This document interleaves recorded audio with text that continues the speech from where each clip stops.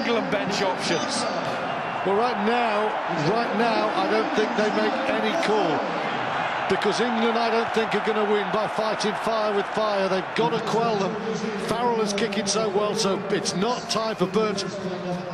Maybe Haskell to add firepower at the breakdown, maybe Courtney Laws to make some big hits, because England's tackling game is just going backwards. They're making the tackles, but they're not driving New Zealand back. Would be easy to forget, but England is still in the lead here. Brown.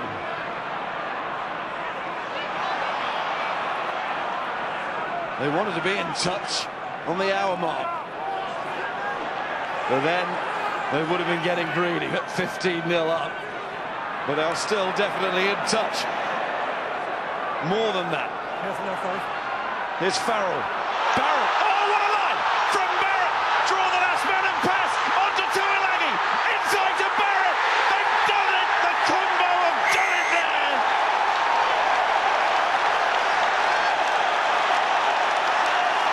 Would you believe it? What a moment for those two.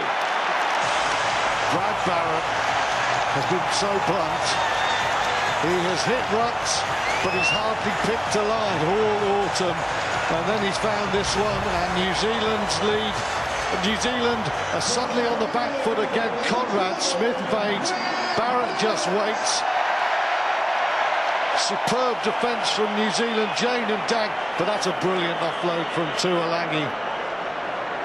Conrad Smith goes early. It's a good weight on the pass of Farrell. Kieran Reid can't get there, and this is a real classy moment. Oh, a little bit of fortune. It's just caught, I think it's in Israel Dag's, the crook of his arm, and it's popped up for Brad Barrett.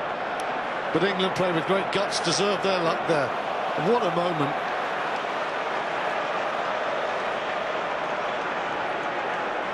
A magnificent score from England. Talk about getting your timing right there. Barrett and Tuilagi, as you said, a little bit of luck at the end. And it has to be acknowledged too.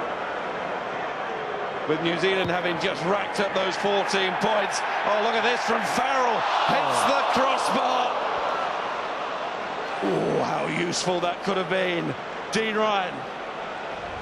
Of all the people, it's Conrad Smith. He's so worried about Tuilagi on the outside. He pushes early, and that gives Barrett the space through to get the break in behind. Amazing there from Conrad Smith, because Corey Jane had his man covered there. Big error from the Wellington man. Good effort again from Farrell off the kicking tee. Could have created that 8-point gap. George Clancy, again, the policeman at the breakdown. This time the instruction, New Zealand did move away. But importantly for England this time, they've got the 5 points. Decent kick-off from New Zealand, but England have won the penalty, and Alex Good could put England exactly where they want to be, just short of the 22. Swing low, swings round Twickenham.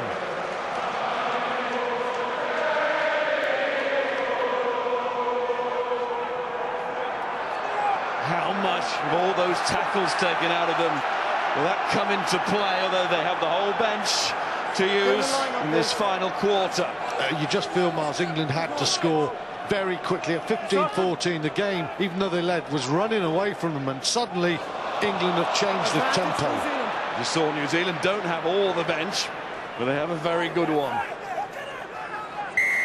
Coming back here, guys. Whoa, whoa, whoa. Wait.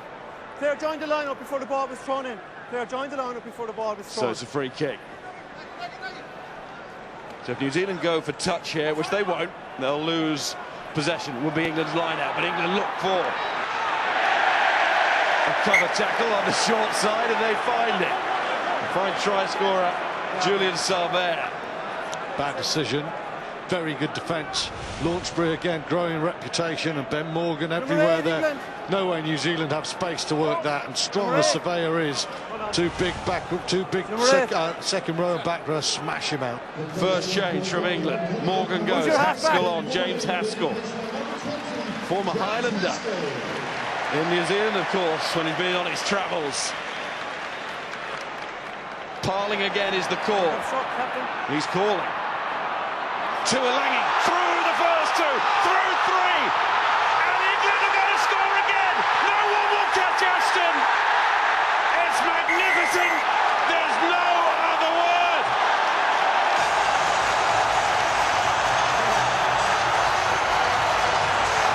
It's going the way of Manu Tuilagi. Straight through Daniel Carter. It was weak defence from the All Blacks, and the Leicester man straightened. Nothing selfish, nothing wrong with the line that time. And the arch predator Ashton has waited a long time for an international try, but he was there at the right moment, straight under the post. And New Zealand, they must be rocking more than ever. They must have thought 15-14 were in control. They're way out of control. Flat ball. Watch Carter here. Doesn't get near Tuilagi. Shrugs off McCaw. And the timing of the pass, superb for Ashton. Did you see Kieran Reid there? Behind the post. He did not look like he was on the losing side. He was nodding away as if to say, we'll come back here. They can jump and they can shout.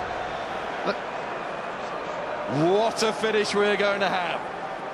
You are never out of sight against the All Blacks. We saw that in '97, the famous 26-all draw. And Farrell is wide with that one. But England had the bonuses of the Carter misses, remember, in the first half. Looked like a free 6 points for Carter then. What a strong run from Tuilagi. And Chris Ashton, 11 games without a try. The splash returns. Parling claims. Stay 7, back you go. Youngs to Farrell. Checks. Bit of jinking there from Farrell. And another good pass to Brown. England have got the bit between their teeth here. They really fancy it. As those scores for Barrett and Ashton prove. Who's going to be first here? Ashton is trying to get there. They let Dag drop, but Barrett and Ashton and Tuilagi just pile in.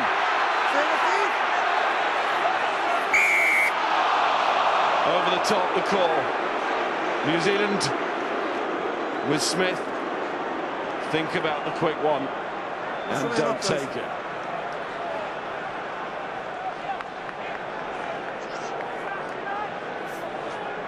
Give you the benefit of the doubt there. Dan Carter never lost against England when he's been on the field. He's on the bench in Wellington in '03. Tuilagi runs straight. Carter gets fixed in there. We talked about Ashton's ability to pick the line. He knows what's happening here. Just watch this. Daniel Carter doesn't make the tackle. Ashton fades outside Nonu. Nonu doesn't obstruct him. And Chris Ashton is in at the corner. The right wing in at the left side. It's what he does so well. Smith. Carter. Surveyor. Haskell comes up. Reid. Oh, interception! Tuilagi! All the way! Mike Brown protects him. Tuilagi is going to just jog there. And England can do this. Is moving towards England will do this.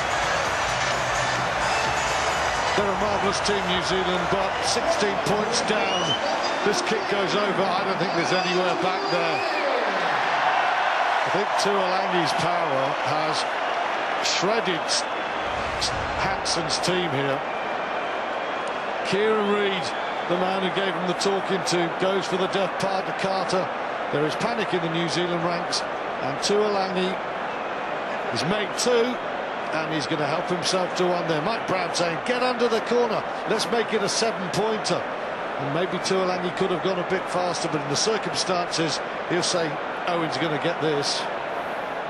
There was a man coming across there. And maybe a little ball to Brown, and he could have scored under the post. It's made the kick a little bit tougher, but, you know, that is a risk. And if that doesn't work, you are pilloried. So there can be no criticism of Tuilagi from that point of view. It doesn't matter anyway if it goes over, which it doesn't. Flags up. 32-14. That is already England's highest score ever against New Zealand. 18 minutes to go. Almost inconceivable. 2 converted tries and a try to give New Zealand a 1-point lead. New Zealand scored 2 tries in no time. England have not matched it. They bettered it with 3 of their own. New Zealand will be looking at their defensive play. It's gone to pieces. The system's wrong, but England have punished the mistakes that are in front of them. Outside. Use it! Youngs.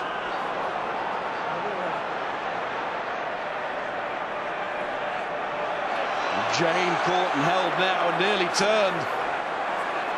But New Zealand roll back over. And the call is for England to leave it. Simi Alamu's off. Dane Coles, the youngster, is on. There is number 16. Socks round his ankles. Savea, Tuilagi and Barrett. Maybe they've come of age today. And they've taken so much flack as well. Like Rob Shaw last week, and Rob Shaw tackles again.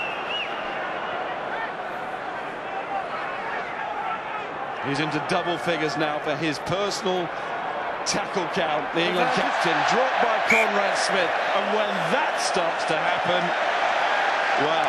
Miles, Conrad Smith guilty for 1 try, knock on there. Dan Carter getting smashed defensively. The big players are just crumbling. It's been a long season for New Zealand, but England seem to have them now on the back foot. Having said that, we've had 5 tries in 23 minutes. Who knows what else could happen? An amazing 25. Oh, this is fascinating here. We've got Wipu and Cruden coming on as Carter goes along with Smith, but England have brought on Freddie Burns for his first cap. Owen Farrell goes.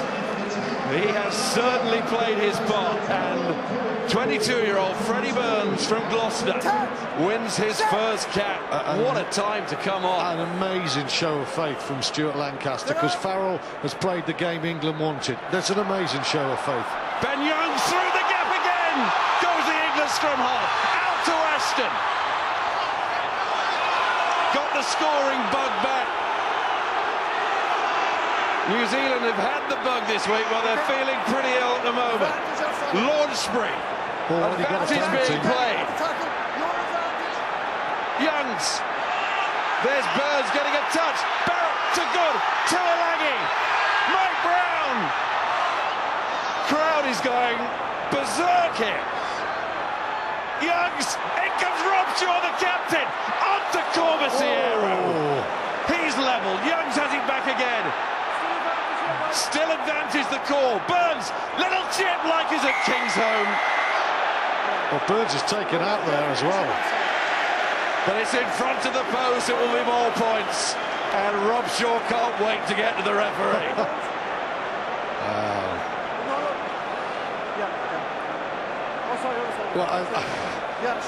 No scrum, no kick to the corner. And Freddie Burns, I said, there's a hell of a difference between week in, week out, Premiership goal kicks and international kicks. But what a way for Burns to start here.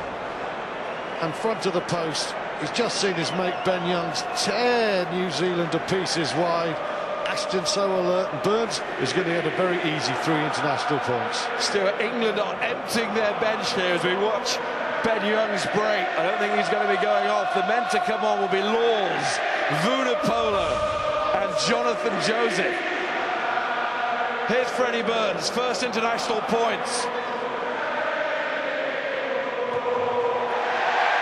35-14.